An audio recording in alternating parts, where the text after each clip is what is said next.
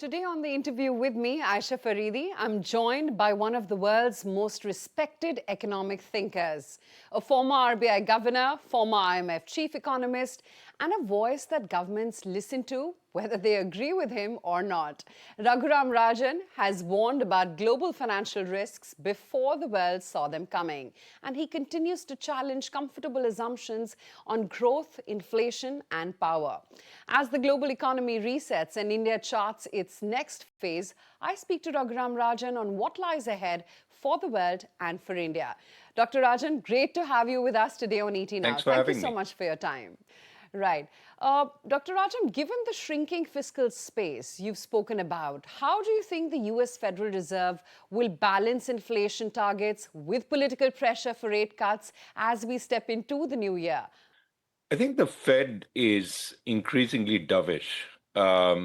Whether this is because of political pressure or because it sees that labor markets are particularly weak, perhaps more weak than is the public perception, it's hard to tell. With inflation having been above its target for now close to 5 years, you would think that there would be more of a desire to get inflation under control. Now, to be positive to the Fed, it still has reassured markets that it will get there.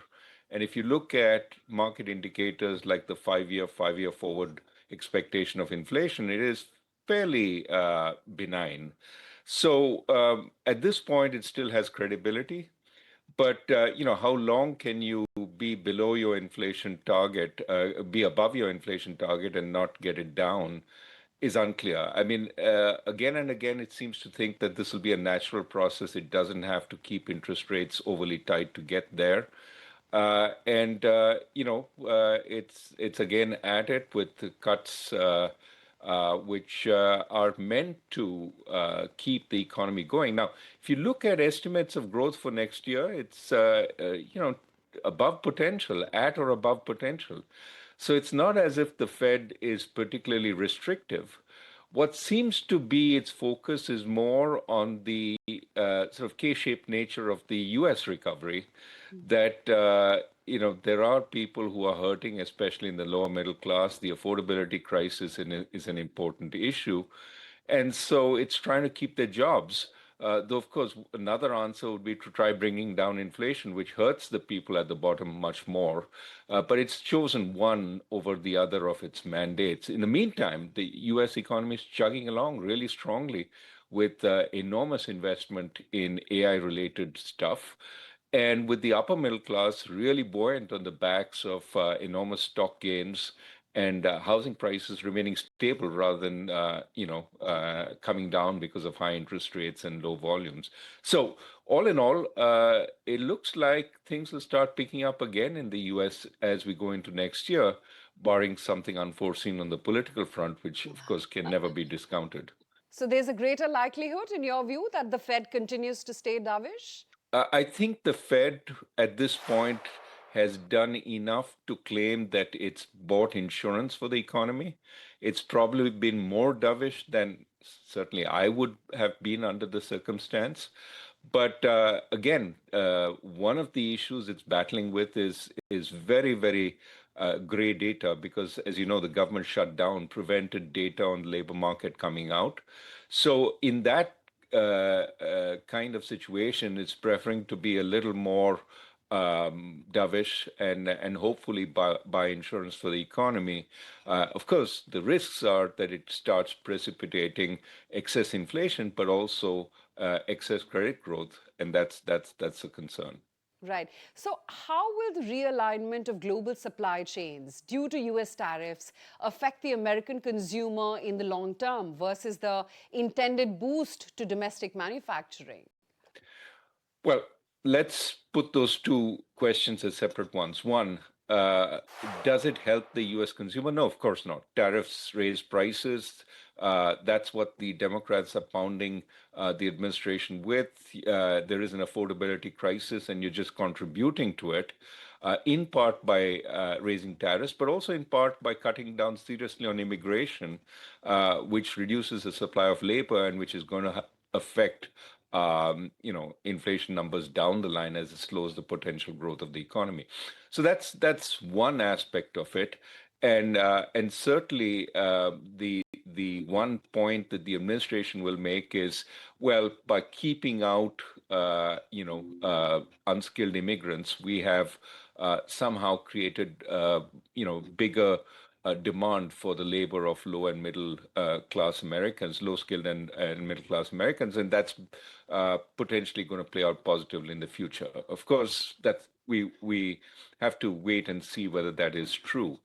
On the flip side, is this going to create more new jobs? Are the tariffs themselves going to create more new jobs? The answer is probably not, because what's coming into the US, back to the US, are not the massive labor-intensive jobs for moderately skilled people of the past, but instead very highly automated, work, which requires not your unskilled or moderately skilled person, but your skilled technician to man the machines. So instead of people doing the work that the machines do, we need people who actually keep the machines running at this point. And that's not going to create a whole lot of jobs for the constituency the administration has in mind. But the economy is doing reasonably well on the back of this massive AI boom, and that I think it has sort of pulled the administration's narrative up rather than some of the tariff actions and the immigration actions it has taken. Dr. Rajan, you mentioned the AI boom. Does it seem real in terms of its impact on the economy? And how long lasting do you think it is given the scale of capex going into AI? Well, so there are three parts to this, right? One, is the AI investment being used? And the answer is absolutely yes. Given that much of use is not being charged for, there are plenty of users. A little bit like if you were during the dot-com boom, everybody's willing to buy so long as there's no prices being charged for postage. But as soon as the companies start charging, demand falls off. So yes, so long as it's cheap, everybody is willing to buy the AI. But of course, OpenAI is not making money at these kinds of prices and given the kind of market it's addressing. So one is, yes, there's demand. As some people say, the comparison with the kind of cables that were put down during the just before the dot-com telecom bust, is that most of those cables were unlit. There was no data going through them. And 15, 20 years afterwards, we've used them fully. So it took a lot of time to use them. There are no unlit GPUs or graphic processing units right now. Everything's being used because the demand is really scaling up hugely, mostly from consumers rather than from businesses at this point. So one is there is demand at the price that they're charging, which is often very little or nothing. The second is, can the companies make money eventually? And the answer there is, the investments that are huge are going into the hope that the company gets a monopoly in AI. Google gets a monopoly, or OpenAI gets a monopoly, OpenAI and its various partners, or Meta. But in fact, when you look at the progress so far, it's been leapfrogging. Each one leapfrogs the other, but nobody has a permanent sort of better product which is going to capture the whole market. And if that's the case, they're going to be very competitive in trying to get. I mean, I was in India recently, and you see Google ads all over the place. You see ChatGPT starting to advertise. So everybody's trying for that market, which means it will be a competitive market, which means where's the money to sort of pay for all the investment you've made, maybe over a long period of time, but it's going to take time to do that. And the third is consumers have taken to this stuff. I mean, that's the nature of the Google ads in India, telling consumers use Gemini. But there is the third aspect, which is when our business is going to use it more. And now, surveys suggest most businesses are exploring, trying to see where they can use it. But when I deal with a chatbot to try and help me with my customer service in the US, it's a frustrating experience. So I don't know that they've got it yet. They will eventually, but that requires bringing the data to bear, updating the AI based on the data, getting the customer experience much better than where it is. That's going to take time. So my sense is a lot of this investment is being made hoping for profits, hoping for quick uptake, and I think we will see some reassessment of that over time. You saw when you know Larry Ellison's company Oracle declared not so great earnings. There was a big turn down because they've made a lot of promises on investment in AI infrastructure, and that's not going to take a lot. That's not going to take a little time to pay off. Right. But the larger concern is whether all this investment could eventually go to waste. Would that be catastrophic then? It will not go to waste. Hmm. The question is, will it make money for the investors? That is something more open to question. Hmm. Um, all the GPUs will be used eventually. I mean, we may find that there's some new technology which creates more efficient graphic processing units, and the old technology gets superseded. That may be. But typically, these chips get passed down. So, what was used in the US could be utilized elsewhere, and so on. Some of that may happen.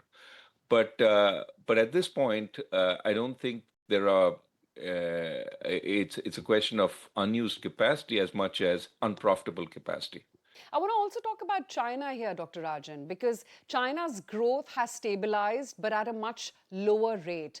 Do you believe the weaponization of trade and finance will lead to a permanent fracturing of the global trade order? And is that already happening?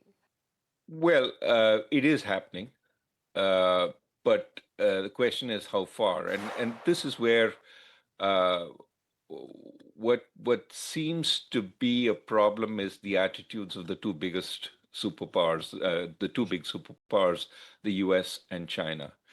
The U.S. is it's unclear what the U.S. wants on the global trade scenario. At one point, it seemed as if it wanted to keep down the rise of China, but the kind of bargaining that has taken place with China sort of holding rare earths in its hands and squeezing the U.S. has seemingly tilted that. And it's not clear what the new scenario is, but almost surely what the US wants is a truce while it builds its alternatives to rare earths. But then, people say that's going to take a long while. It's not going to be done quickly, which then means a more long dated truce as the US tries to keep its economy going. The problem with with the Chinese administration is really that it is doubling down on the old plan of high tech investments and high tech production. And the problem with that is it's overproducing in every sector it enters. And that is a structural problem in China because you have a whole lot of provinces with their local champions competing, and they're holding up their companies and telling them to produce more, but that's creating a overall China problem in overproduction, which then it looks around the world to sell. And of course, while the US has reacted, other countries will react down the line to Chinese overproduction and put up barriers, including India, but also Europe, the UK, and so on. So I think there is a very real concern that China hasn't got a handle on its economy. Its real estate sector is dead in the water, and probably has further price falls to go. Its manufacturing sector is overproducing and has been overproducing because of structural problems. Local governments find production to be a source of tax revenue and want to encourage their champions to overproduce. And as far as the infrastructure goes, they've pretty much built what infrastructure is needed. More infrastructure is now wasteful rather than beneficial, except in some rare places. So their own model is broken. They don't have a new model, and they're doubling down on the old model. Ideally, they would, encourage more domestic consumption.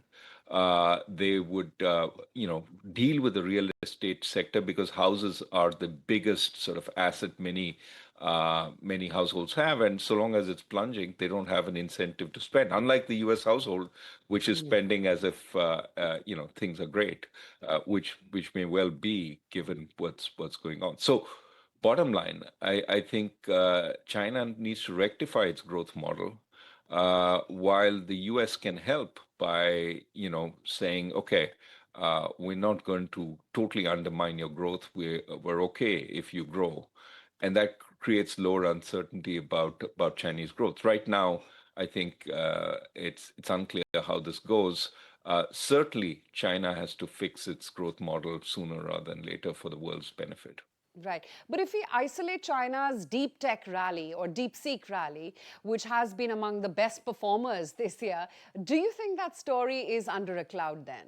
No, I think some Chinese companies are jewels. Their Chinese innovation, Chinese work ethic. I mean, all those are incredible, and I think it's showing. I mean, China is not.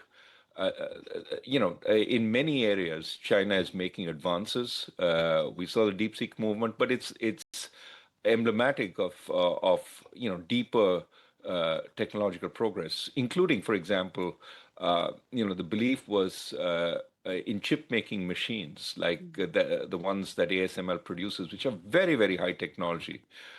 China would be stymied because it wouldn't be able to buy the latest machines, but they able to engineer the old machines to do better by adding on to them. That's a level of technological sophistication which I think is suggestive that China is way up there, and that's true of many fields. And a lesson India should take from China: focus on your universities, on your technological capabilities, improve the quality of your universities, improve the quality of your graduates, and encourage industry to do more R&D, to do more innovation, because that's where the future lies. And so long as we're sort of sitting back and watching the world go by, we'll fall further and further behind. This is an arms race, and we need to enter it sooner rather than later.